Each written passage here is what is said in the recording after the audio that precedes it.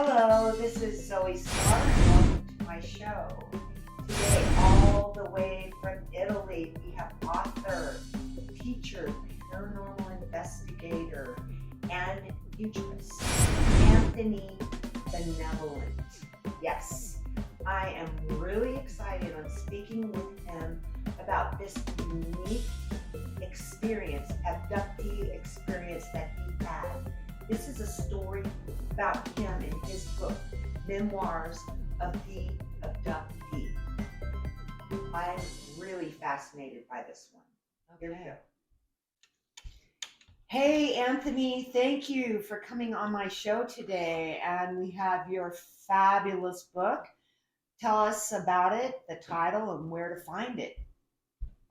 Well, Zoe, thank you very much for having me on. Great to be here, see you.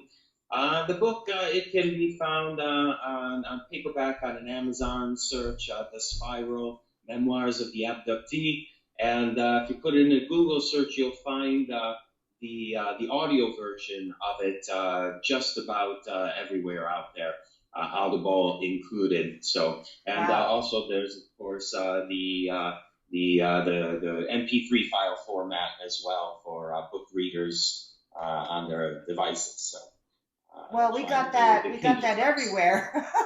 That's great. Mm-hmm. That's fantastic. I love hearing that.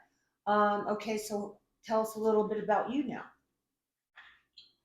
Well, as you mentioned, I'm a guy who is kind of a blend of many things that I've gone through this experience of mine, and kind of who I was before, who I was when it happened, and then who and what I have become since then, because it really has been a kind of a roller coaster ride.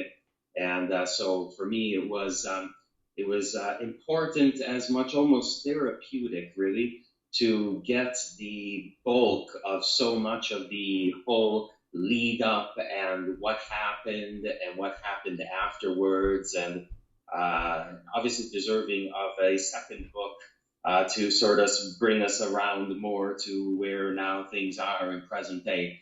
But this brings up the whole fact of, let's say, the abduction itself wasn't something that was, the random guys camping in the forest, or somebody hiking out in the Nevada desert, or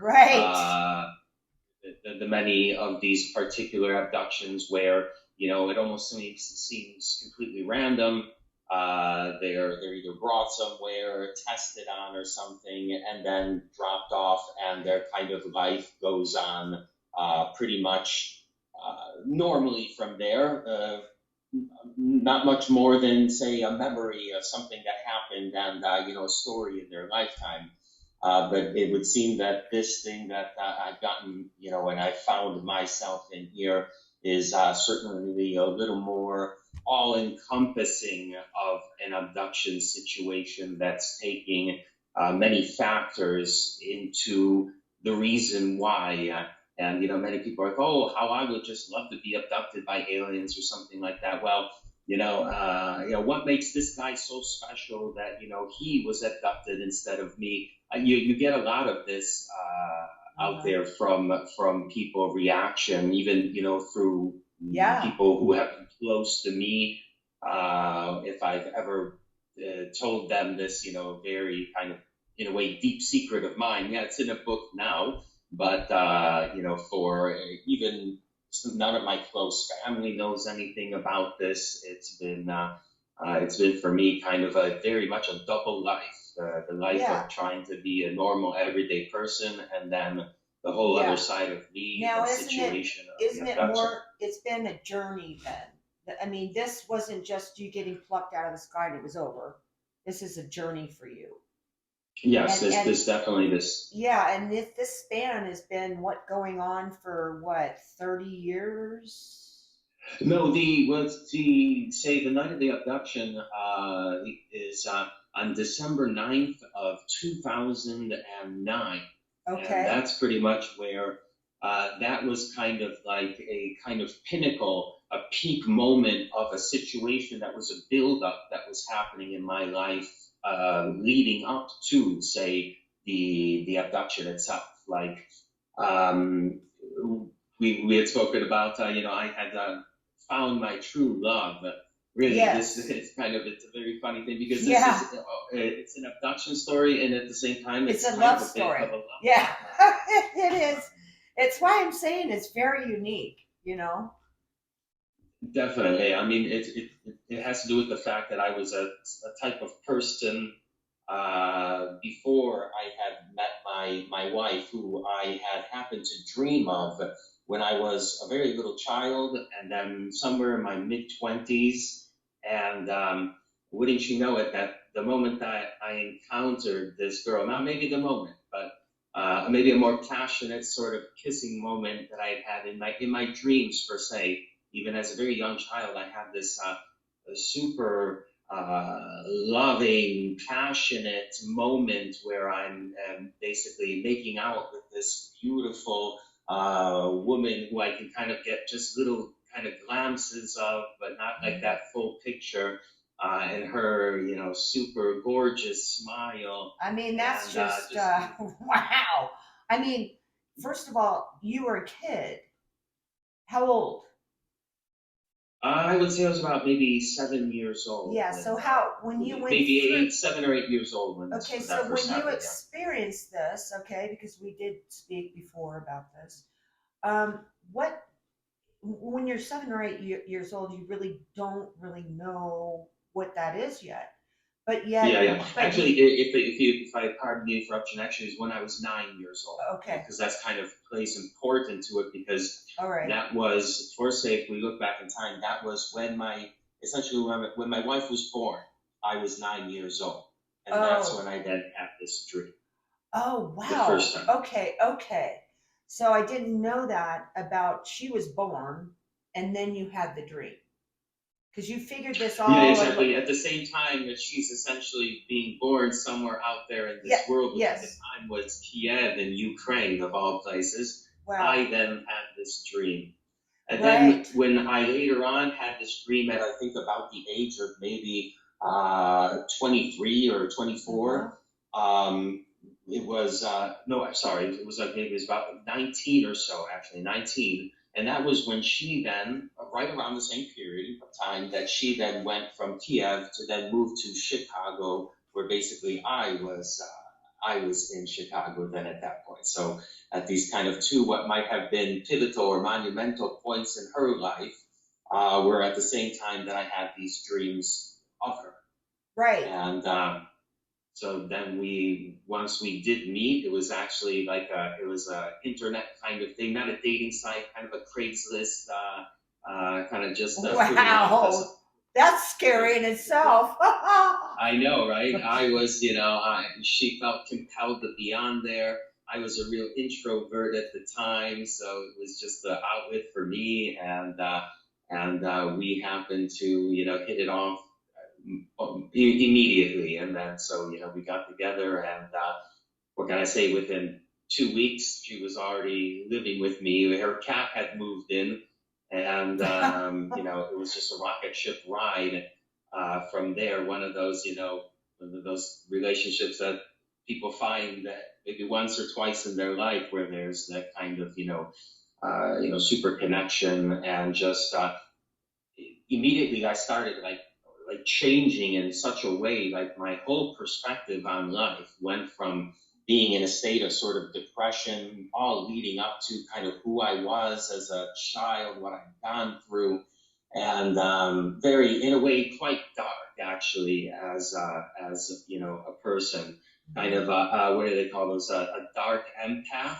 You could say Yes. something on that Wow. kind of level, Yes. right? Yes. And so meeting her then just completely turned me right around into now, an empath coming into finally, his own. And Uh-huh. it was then at that time, and somebody can say what they want to say about it, but we were occasionally indulging in taking some ecstasy when we were together. And Yeah, and see, this is when we did that, Anthony. I just wanted to chime in here, and I will. I'll yeah, interrupt you because that's what I do. I sure, never, sure, sure, and sure. I never know what I'm saying. Okay, so I don't know what I'm going to say. I wanted to know about, like most of the people that I do never say that they ever took drugs. Okay, you're the Hmm. very, very first, right? So people are going to say, they're going to go, up, there it is. Yeah. Oh, yeah. That's Yeah. what it is. It's the ecstasy. Have you gotten that or any comments about that? Or what is your spin on that? Because as we know through science, okay, they're using these drugs now in experience and, Harvard and Mayo and everywhere else to help people with depression and PSTD and all that stuff. Absolutely. They have a lot of Right. beneficial factors, but So, I look at it like this. For people who don't know, there are many perspectives that people can have on psychedelics and stuff like ecstasy and stuff like that. And, yes, ecstasy is maybe a borderline psychedelic and kind of some other sort of kind of hard drug like an amphetamine type of thing mixed together. But for the most part, I'm absolutely totally against the usage of all those, the big C, the big H. I am. right. I think that psychedelics are, in a way, they can be a extremely beneficial thing. They have a lot of Uh-huh. good outlook for the future of people, trying to just understand things for just a moment under a different perspective, which just might affect their normal everyday perspective a little bit because it makes finally some things make sense to them. Well, A yeah, lot of times, it works because they're using mushrooms, now. Those are going to be sure, released sure. mushrooms, what do you call them? Microdosing. And then they're going to be using, believe it or not, ecstasy is the next thing to come out. Ketamine's out now. Sure, sure. They use it for people treating people of what is it, P- PSD, the post traumatic stress PTSD, disorder with soldiers. depression, anxiety, and all. First, Absolutely. It's yeah. hard to be depressed when you're on ecstasy, per se. So Okay. that's why they call it ecstasy. All right. Well, So, I mean, great. it's good. It works as a therapy. People can see another side. You Yes. just need to see things from another perspective sometimes. That's And why I really wanted to bring this up because I didn't want that to ruin the show. You know what I mean? yeah, oh, yeah, They yeah, need to absolutely. be, people need to be educated. So, anyways, go on. That was just something I needed to Um, swing in oh there. yeah, absolutely. And so, and me, I was oblivious to it. I mean, like when we were doing this ecstasy together, I did notice that suddenly my hands would begin at times to get extremely warm, almost hot, like burning embers in my hand. And so, one day we were in the process of making out and everything like that, getting into it on ecstasy, and my hands, of course, had did this. And at a moment, I thought to myself, maybe I could like literally connect my energy to her energy. When you're on ecstasy, you're seeing, you're Yes. thinking in terms of energy and stuff, and it was like as if my hand suddenly, lit up and connected to her, and suddenly there was this completely new world open to me that I had no idea even like existed as an option. I was a pretty agnostic guy before meeting my wife, and I was not.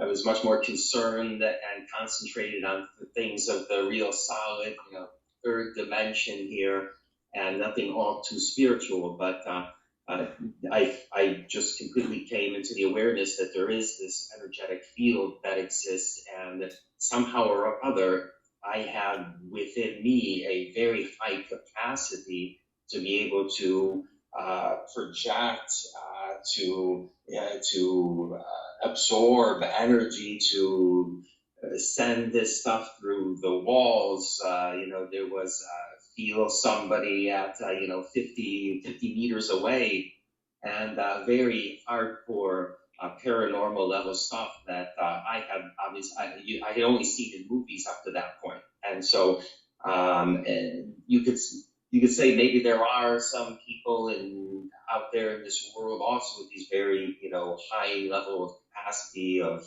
paranormal abilities. Buddhist monks that Yes, they're there kind is. of they're more Mm-hmm. the ones involved more on the kind of magical side of Buddhism and stuff like that. And here I was, just a average guy who just maybe took a pill every once in a while, and suddenly I turned into this like energetic Superman. So you And could, Anthony, you could do this even without the ecstasy? see, now here is you bring up an excellent moment at kind of the crosswords of this, because after having done this for a while, and yet it was with the ecstasy that this would open up to me, and then you could say almost the next day, I would wake up and be a total mere mortal man again. And so you could say that I had then finally picked up not finally, but I had a book of mine that was the Be Here Now by good old Eckhart Tolle. Oh yeah, that book's been around forever. The one we've all been through, Yeah. the Be Here Now.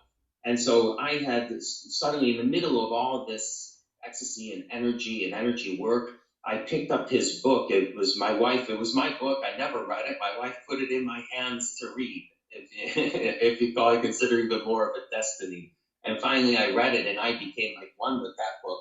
And using that book, using the state of presence, the energetic powers became even more powerful and concentrated. And I was up to the point of, I could have outer body experiences. I could Wow. see things going on in other places, be able to touch somebody, make somebody feel me at a distance. Wow.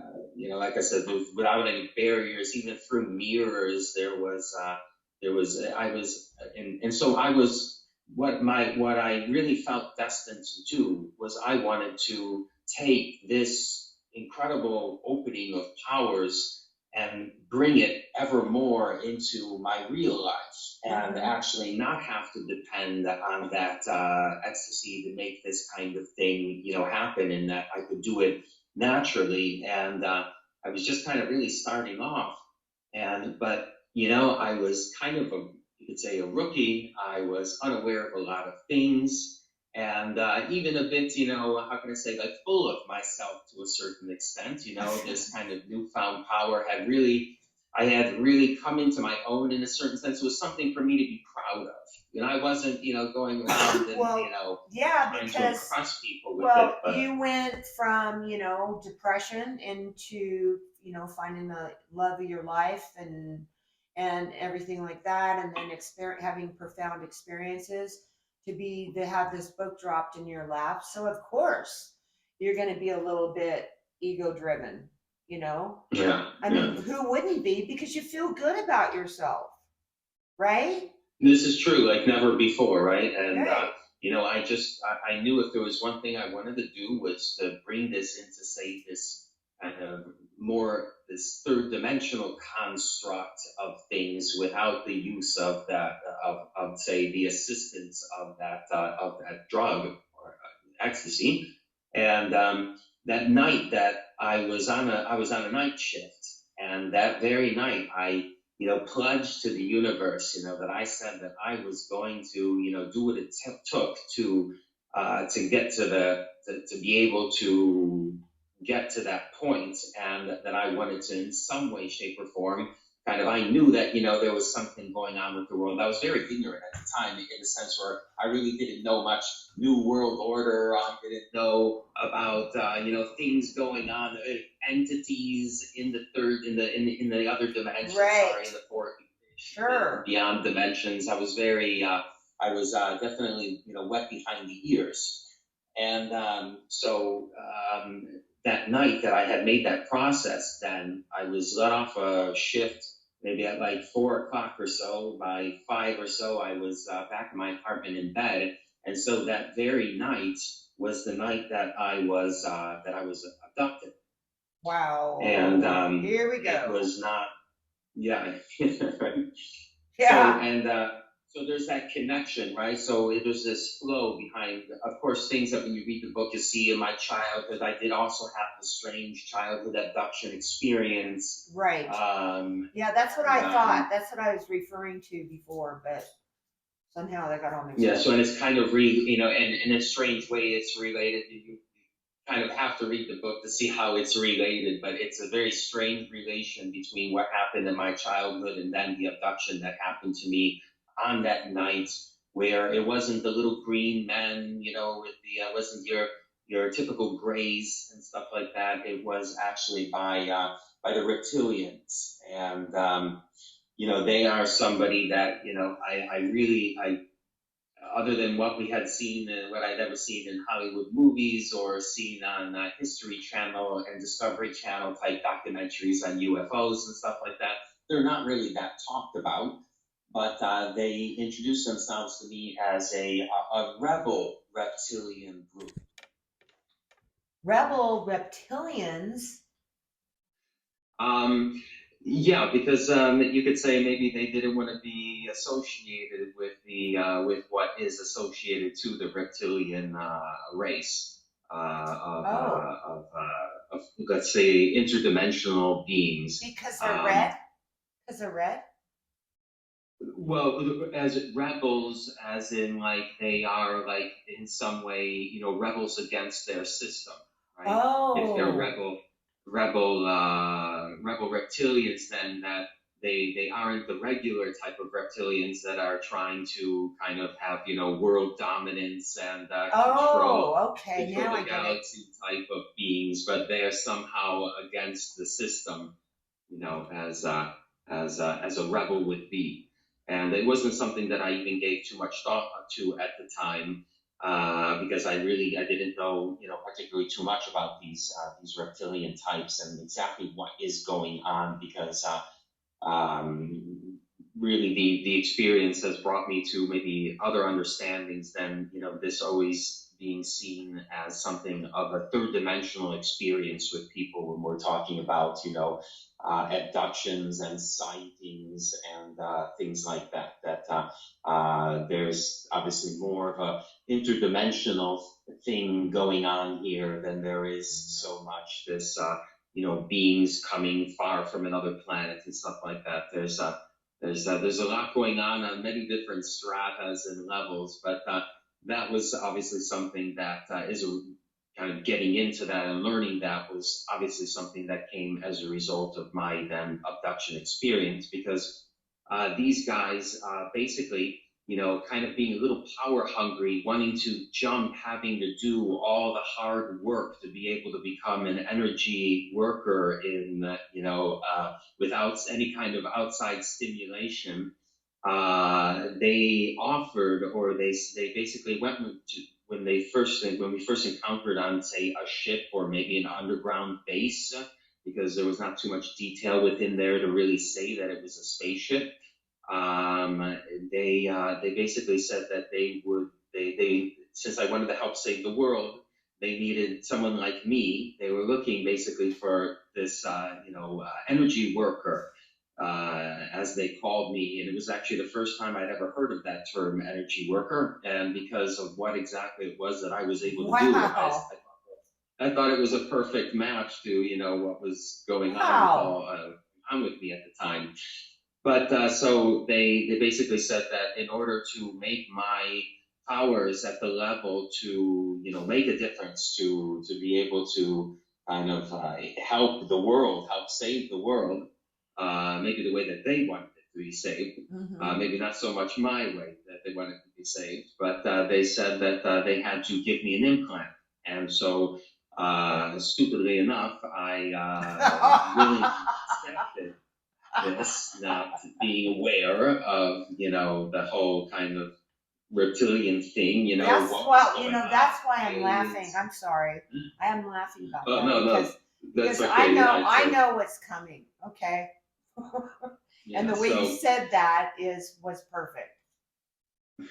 foreshadowing of exactly what the implant experience was like, because then basically I then awoke the next morning. I had no idea, I had actually some little scattering dreams or leftover dreams in my head of some alien faces, but then I quickly went to go relieve myself, and that's when I kind of discovered the implant.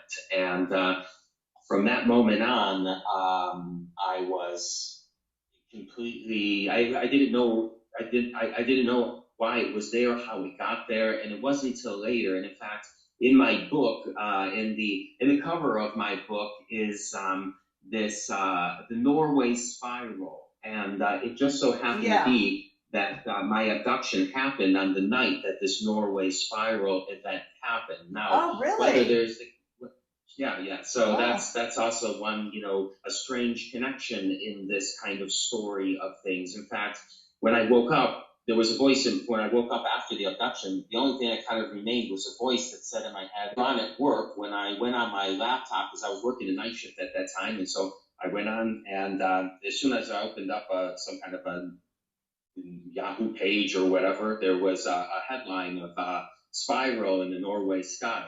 Wow. And so when I clicked on it, I began to see the video footage of this thing, and I immediately had a complete flashback that in a matter of, I don't know, 5 minutes or so, I relived the entire abduction experience. Oh my God. And what was so that then I like? was left. It was an incredible. It was really an incredible moment. I was actually in the middle of having a conversation with some coworkers when I completely zoned out for this period of time. Oh my God. And relived this thing. And in fact, when I kind of came back, they were waiting for me to answer a question about something because they were watching the video and were talking about aliens. And I just relived that whole moment, and my head was about to explode over aliens. And I just wanted to kind of be alone at that moment. I was completely overwhelmed. Yeah. And then I knew how the implant, had essentially gotten to where it was. And then I noticed that that all that time since I had read that book, The Power of Now, I've been practicing getting into presence and doing a lot of energy work. And suddenly, my powers were gone. My ability to drop into presence was non-existent. Essentially, the implant was a complete, not something that was actually going to empower my own natural abilities, but it was instead something that was there to block, to hijack my natural abilities. Oh my God, but that is not good. They lied to you.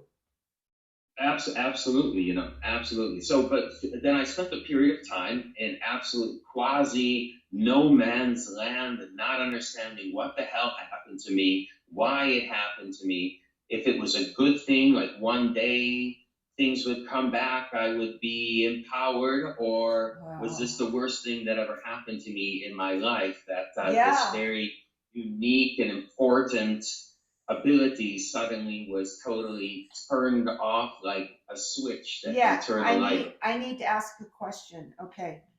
Now, we talked about the implant and you going into the bathroom. The implant is in your penis, correctly? Indeed, it is one of because there were then consecutive implants done, but the first one, the most unique one of all, happens to be a implant in my member that at one point actually went through the whole center of my body, piercing into the sacrum area of the spine. So it was like a whole contraption. The likes of me scouring the internet, looking for anything and all things alien abduction, no matter what books, no matter what stories, I had never encountered something that was so absolutely, shackling, so big of an implant. Yeah, did you have it medically looked at? Oh yes, the first time I went specifically to have it medically looked at, you could say that for 1 millisecond, the implant came up on the ultrasound machine, and then it disappeared, and then from there, I've had it examined by another 3 different doctors using more or less the ultrasound machines. Yeah. I've also had a CAT scan done of it. And nothing of this thing wants to make itself be known. It is extremely high tech, and well, I have a lot of one. booby traps in it. Yeah, well, I have one, And I just, luckily, my dentist found it, sent me to a neurologist, and they did all their testing on it. And, I was in the room, and she goes, I want you to come back here. Well, people don't just go back in their room where the x rays are. So I just want to Mm. show you something. She goes, we don't know what this is. I said, okay. So take it out. And she says, we refuse to take it out. And I said, okay, why? We just refuse to take it out. We have no idea what it is. We've never seen anything like that. We refuse to take it out.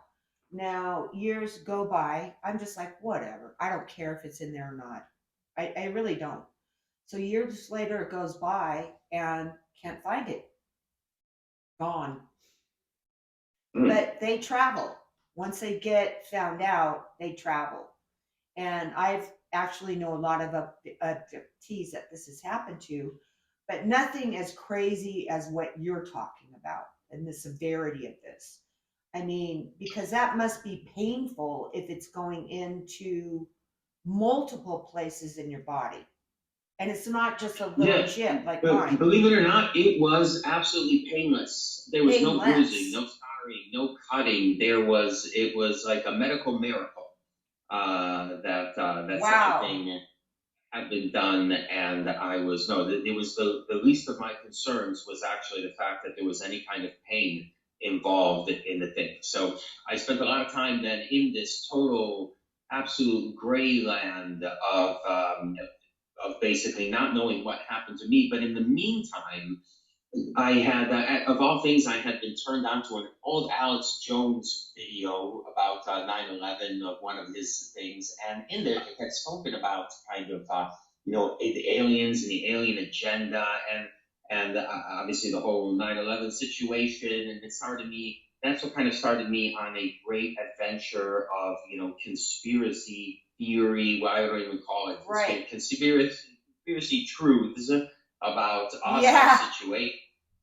And sure, there's a lot of junk out there. There's a lot of distraction out there, but at least for me, because of my experience, I think it's been a great bullshit meter, if you don't mind me the Yeah. expression, where I have a damn good idea of many of the things that are going on there, and so when I see something that is just one of those new fad theories, thinking, ideas that's just meant to sort of, take people into these multiple different directions and away from what maybe the more real, what the real truth of what's going on in this universe.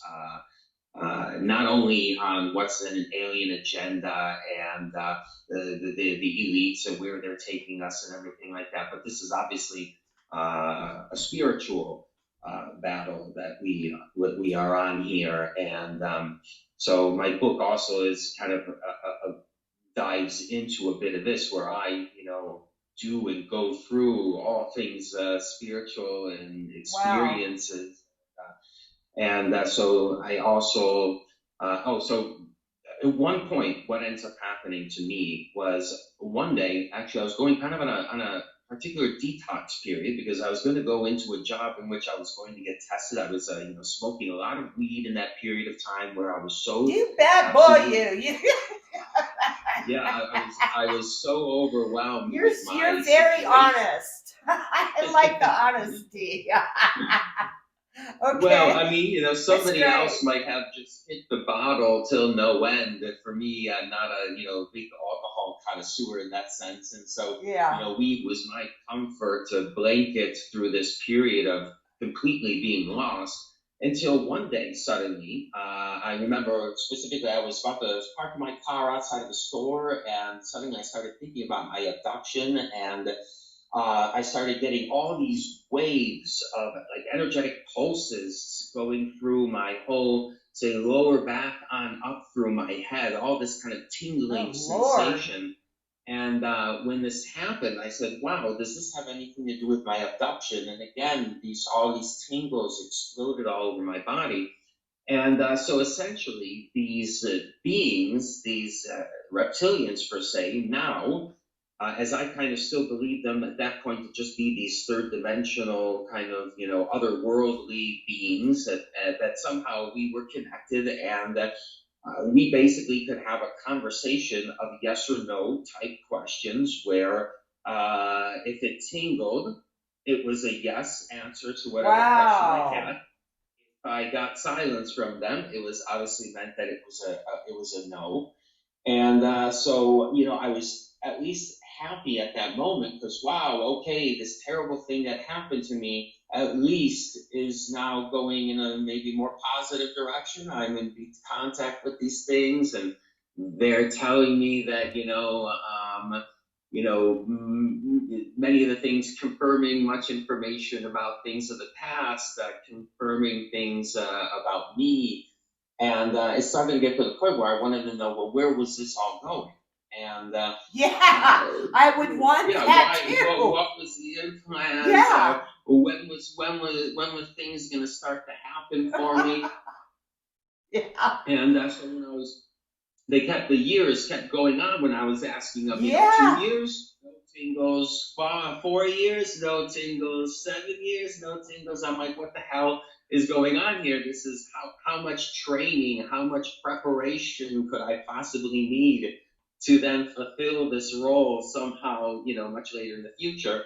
But then I was, really that being, I was really kind of like upset in the situation, and I can only say that they were basically trying to tell me and say this is the strange thing about kind of interdimensionality and connections to spirituality and what is really going on in the truth of this realm, all these dimensions, is that uh, they were they were telling me that I was supposed to basically be like this next coming of the second coming of Christ, essentially. Oh God. So that What? was really heavy stuff, and Now that's and like I didn't want to now believe. I'm I looking didn't at want to your. believe. I Getting mean, really kind of in this crazy land. So I didn't want to believe that, and yeah. I just saw I at wouldn't that want to time. believe him either. I'd be like, "Who are you guys? Banish, Yeah, banish, I banish." was very suspicious. And so I contacted a friend of mine who was into energies work, and actually an ex-girlfriend of mine. Somehow or other, our paths happened to cross online out of the blue. And so I talked to her. I told her a little bit about the situation. And she told me, okay, well, you should challenge them and ask them if they are from the Yes. light, and that, if they are. So, I'll never forget it. One night I'm there, I was working in southern Indiana. I had an apartment that I was renting, and I'll never forget. I was standing in the middle of this, what was a terribly, an apartment that had all this dog piss smell in it. It was an Oh. awful environment that I had to have, and so I was smoking a cigarette, and I asked them whether they were of the light or not, and basically, let's say their answer was not yes when I, asked them that question. Oh. And so when I asked them, I was so upset. I didn't even expect them to say that they were not of the light, that I was almost without words. I didn't know what to say, but so I basically told them, once I understood that they were of the dark, I told them to F off. I Yes. wanted out of this thing. They can take their implant and, go to hell and back with it. I didn't want to have anything to do with anything. That's right.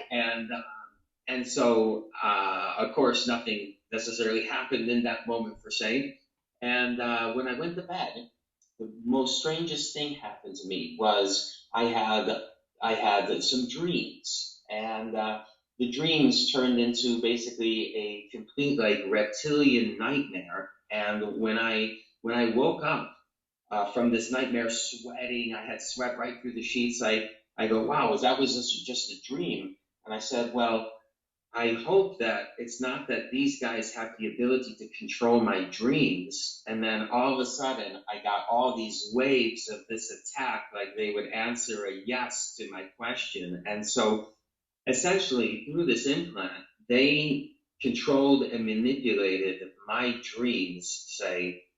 Now, this is where we enter more into kind of an understanding that, I began to open up more into a more spiritual understanding of the interdimensionality of things and the fact that there are reptilian beings, but there are also its workers here on earth, its spiritual workers here on earth are more or less the disincarnates. Mm-hmm. And so when a spirit is disincarnate and it doesn't necessarily move on into the further dimensional kind of Sure. systems of purification and Mm-hmm. graduation and stuff like that, if it's ashamed, if it's embarrassed, if it's That's angry, that's what it is. if it has done evil, if it doesn't think that it's forgivable almost to its own self, but then you know what it does is it sort of enters this two-dimensional quasi shadow land, and it's the shadow land that you could say that the reptilians are the masters of. They are the full Wow. controllers of the shadowland, and so it's like essentially they hooked me up with, for say, a disincarnate being with this Yes. implant, the horrible, like almost the same disincarnate being, you could say, that was persecuting me throughout all of my childhood and youth, and the bad So person that I so was at what that the time, heck that did you empath narcissist. yeah, what did you do after discovering this to get rid of it? I went, my wife and I pretty much, we went crazy. That's how we ended up here in Italy, of all things. We knew that America was really, through the conspiracy thing and contact with aliens, we knew that America was really a central point of all kind of the darkness that's kind of going on in Mhm. say this interdimensional world right now. The controllers, the ones working the most with these interdimensional experiences that they're having, through CIA programs, all that MK Ultra type of the stuff that they, Yes. do and they work on. I'm sure, they're very much in direct interdimensional contact with beings from the other side. So Sure. there's there's a lot going on here in the state, there in the states, and so we were looking for a pure life, to start something, totally fresh and anew and kind of get out of there. And so I have origins out here, and we then made the wild dash across the Yeah. ocean with a cat and two dogs to start a completely new Yeah. life. In a very small, quiet town. Yeah, well, And I mean, at the moment, I'm in more or less the city area. I have oh, actually just bought my house of refuge, a small little house not too far from the city, but definitely in an area that is a very non-residential type of area, yeah, very right. limited housing area, Right. because I do believe that things we are approaching some pretty critical moments, and I think that just like everybody should have almost like a bug out bag ready to go, Yeah. they need to have a kind of bug out situation Wow. ready to go. Yeah, wow, what a story. And yeah, I agree with you on this whole last part, which is a whole separate show. Okay. It really is. Okay. Definitely, And you want definitely. to say it's conspiracy theory, but I don't believe it is. That's just mine, but that's It's a, conspiracy truth. It's conspiracy truth. yeah, yeah, It's not it a is. theory. It's so much of it is absolutely provable. Sort of now even video and Yeah, documentation, we can. uh, real science, so we really we can't say that, it is not a theory. It is in so many respects truths, and the sooner that we wake up and are ready to accept them as truths as a populace, the sooner we can, move things on and take our future out of these grimy, really disgusting interdimensional beings that treated me like an absolute welcome mat. Um, Yeah, you know, and it is only maybe I went through many years further down the hole. There were a lot of booby traps with this thing. I was basically energetically captured in a type of mm, energetic bubble, for say, that was even covering my third eye. So even my ability to envision anything, because one of the strong key points of an energy worker or a light worker is their sense of envisionment. And so I even anytime I literally did not have the ability to envision things anymore. yeah. I They mean, have well, it can make you crazy, and that's it. And we're out of time, so I know it can make you crazy. I'm just glad you're doing the right thing and you're getting out and you set up your little Definitely, definitely. oasis and that you've written about this because it is so all over the place, you know. It covers so much ground. It's not I've been abducted and this is what I've seen. I mean, you go through all kinds of different resources and things and to come to your conclusion, which is really cool. I love it. And I think people are going to love it because it's kind of like it's not believable at first, and then you hear this and you go, well, maybe, oh yeah. Then you get this twist, and you're like going, yeah, all right, you know, and then you're going, no, and then you're going, okay, this guy knows his shit. Yeah, I definitely, I kind of made the book, first of all, almost for non-readers, because it's kind of entertaining in a very particular way. I don't sit around sometimes and dive into hours of detail that, can really weigh a person down, weigh a reader down. It's definitely almost create, it's done to be almost as entertaining as I could possibly make the book to be. I do actually have a degree in writing from university, so you could say it was almost my destiny in that sense to be able to write something that I'm proud to say is a very entertaining book, as Well, well as important, well, obviously. I'm proud of you, and I think it needs to be out there more. I think more people need to listen to it because it's not just a cow being taken up by a saucer. That's a joke, okay? Um, you know, it's much more, guys. So I'm going to tell you guys, you got to get his book. You know, Memoirs of the Abductee, and really easy to find on Amazon. And Anthony gave all of his spiel in the beginning on where to get it. Definitely different, you know, for all of us out there that are looking more than a cow sitting there going up into a spacecraft. So I hope you enjoyed today's guest, and we had a fantastic time. I'm going to say thank you, and we are signing out for today. This is Zoe of Okay. Paranormal Extraction. Thank you, Anthony.